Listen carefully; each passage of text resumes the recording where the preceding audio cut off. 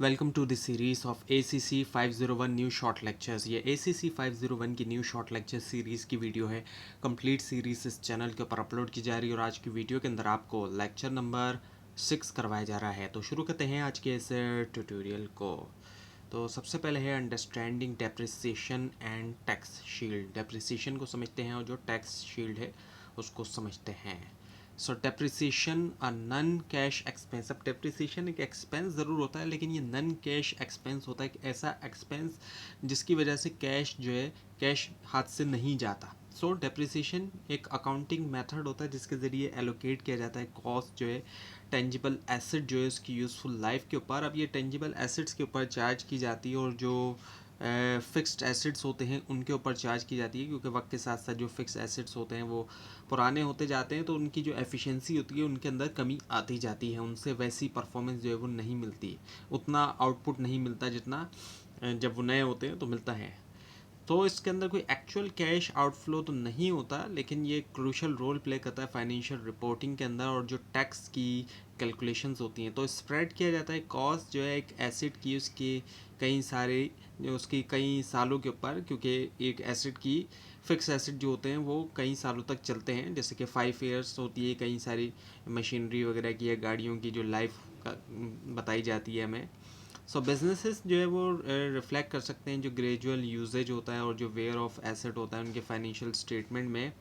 और ये none cash expense reduce करते हैं रिपोर्टेड अर्निंग को भी, क्योंकि एक्सपेंस जब होगा तो अर्निंग में कमी आएगी एक कंपनी की, और उसी से ही होता क्या है फिर लोअर हो जाती है जो टैक्सेबल इनकम है वो भी कम हो जाती है।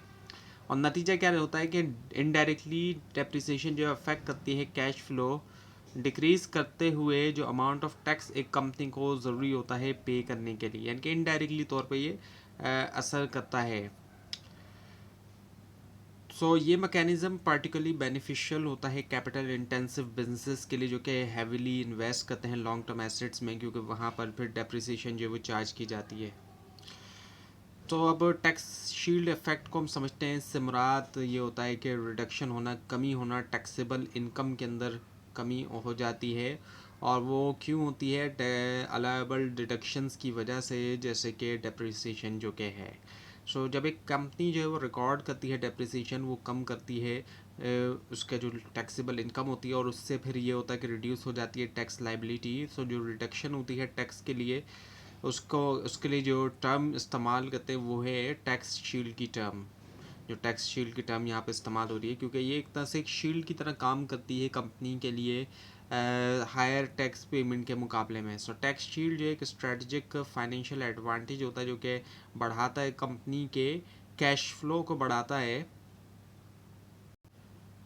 तो इस तरीके से फाइनेंशियल एडवांटेज हासिल होता है। और अगर इसकी एग्जांपल ले तो सपोज़ करें कि एक कंपनी है जिसकी इनकम जो है वो आ रही है, अर्निंग आ रही है $1 लाख की सपोज़ करें, और $20,000 उसकी जो है वो डेप्रिसिएशन उसके ऊपर लगा दी गई है जो भी एसेट्स हैं उनके ऊपर।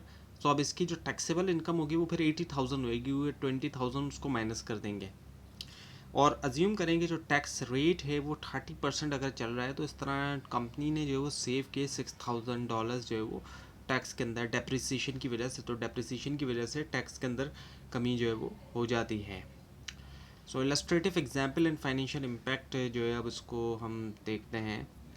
कॉरपोरेशन ए वर्सेस बी, दो कॉरपोरेशन की जो है वो यहाँ पर है कि इम्पैक्ट जो है डेप्रिसिएशन का कैश फ्लो। दो कॉरपोरेशन यानी दो कंपनियां को आप कंसिडर करें, एक ए है और एक बी है। कॉरपोरेशन ए जो है इंक्लूड करती है डेप्रिसिएशन उसके फाइनेंशियल स्टेटमेंट में, जबकि जो कॉरपोरेशन बी है वो नहीं करती। दोनों की आइडेंटिकल रेवेन्यूज़, यानी कि एक ही रेवेन्यू है दोनों का, इनकम सेम है और ऑपरेटिंग एक्सपेंसेस भी, लेकिन कॉरपोरेशन ए रिपोर्ट करती है 20,000 जो है डॉलर जो है डेप्रिसिएशन। और नतीजा क्या निकला कि कॉरपोरेशन ए जो है उसकी जो टैक्सेबल इनकम है वो लो हो रही है, और उसी से उनका जो टैक्स है वो भी रिड्यूस हो रहा है, जो टैक्स पेमेंट हो रही है वो भी इसी वजह से रिड्यूस हो रही है। सो डिफरेंस जो है वो आ रहा है टैक्स लाइबिलिटी में। और उसी की वजह से फिर क्या हो रहा है कि हायर नेट कैश फ्लो है कॉरपोरेशन ए के लिए, अब उनके टैक्स लाइबिलिटी में तो कमी आ गई। सो अब इस एग्जाम्पल से पता चलता है कि कैश है डेप्रिसिएशन, इसके बावजूद कि वो एक नॉन कैश एक्सपेंस तो है, लेकिन वो सिग्निफिकेंटली इन्फ्लुएंस करता है कंपनी की फाइनेंशियल हेल्थ, एनहेंस करते हुए, बढ़ाते हुए इसका कैश रिजर्व। और ये कंपैरिजन जो है वो अंडरस्कोर करता है जो इंपॉर्टेंस है स्ट्रेटेजिक अकाउंटिंग प्रैक्टिसेस की ऑप्टिमाइज करने में जो टैक्स आउटकम्स और कैश मैनेजमेंट है। So now the components of financial cash flow. Components देखते हैं फाइनेंशियल कैश फ्लो के। इसके अंदर पहला जो है वो ऑपरेटिंग कैश फ्लो है। सो फाइनेंशियल कैश फ्लो एक कॉम्प्रिहेंसिव मेजर होता है कंपनी की लिक्विडिटी और ऑपरेशनल एफिशिएंसी का। इसके अंदर जो है वो तीन मेन कंपोनेंट होते हैं। पहला वही के ऑपरेटिंग कैश फ्लो हो जाता है, दूसरा होता है कैपिटल स्पेंडिंग, और तीसरा जो वो change in net working capital. Operating cash flow जो होता है रिप्रेजेंट करता है जो कि कैश आया कोर बिजनेस ऑपरेशन से, और एक्सक्लूड किया जाता है कैपिटल एक्सपेंडिचर और फाइनेंसिंग एक्टिविटीज़ को। इसके मुकाबले में जो कैपिटल स्पेंडिंग है सुमरात फंड्स जिनको यूज़ करते हुए एक्वायर किया जाता है और अपग्रेड किया जाता है फिजिकल एसेट्स जैसे कि प्रॉपर्टी हो गए, प्लांट हो गए और इक्विपमेंट हो गए। इसके अलावा changes in net working capital जो है ये कैप्चर करता है जो भी वेरिएशन आ रही होती है करंट एसेट्स में और लाइबिलिटी में, इंडिकेट करते हुए जो शॉर्ट टर्म फाइनेंशियल हेल्थ है कंपनी की है। और इन सबको आपस में मिलाए तो एक कंपोनेंट हमें प्रोवाइड करते हैं, एक होलिस्टिक व्यू, एक होल व्यू जो होता है कि कैसे कैश जनरेट होता है और यूटिलाइज होता है एक बिजनेस के अंदर। सो operating calculating operating cash flow की हम बात करें, सो जो ऑपरेटिंग कैश फ्लो होता है एक की इंडिकेटर होता है कंपनी की एबिलिटी का कि जनरेट करे कैश उसके रेगुलर बिजनेस एक्टिविटीज़ से। और इसको कैलकुलेट जो है वो कुछ इस तरीके से किया जाता है कि ऑपरेटिंग कैश फ्लो बराबर होता है एबिट यानी कि earning before interest and taxes, उसमें जब हम ऐड करते हैं डेप्रिसिएशन और माइनस कर देते हैं हम टैक्सेस।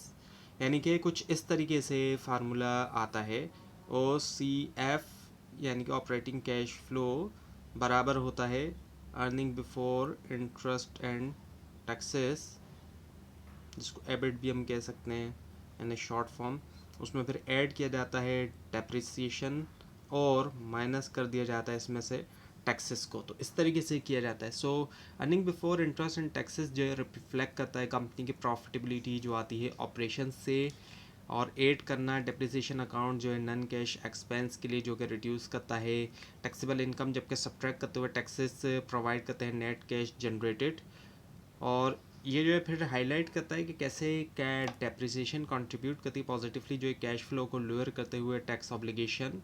और अंडरस्टैंड करना और एक्यूरेटली कैलकुलेट करना ऑपरेटिंग कैश फ्लो को एसेंशियल होता है असेस करने के लिए कंपनी के ऑपरेशनल एफिशिएंसी और जो प्लानिंग होती है फ्यूचर इन्वेस्टमेंट के लिए, और इवेल्यूएट करने के लिए फाइनेंशियल सस्टेनेबिलिटी को। तो ये था आज का लेसन। आपको अगर इस बारे में कोई क्वेश्चन है और अगर इसके अंदर कोई मिस्टेक दिखाई दे ज़रूर हाईलाइट कीजिए। और इस पूरी सीरीज़ को देखने के लिए और एग्ज़ाम्स की प्रिपरेशन के लिए इस चैनल को सब्सक्राइब कीजिए, बेल आइकन के ऊपर क्लिक कीजिए। Thanks for watching this video and best of luck.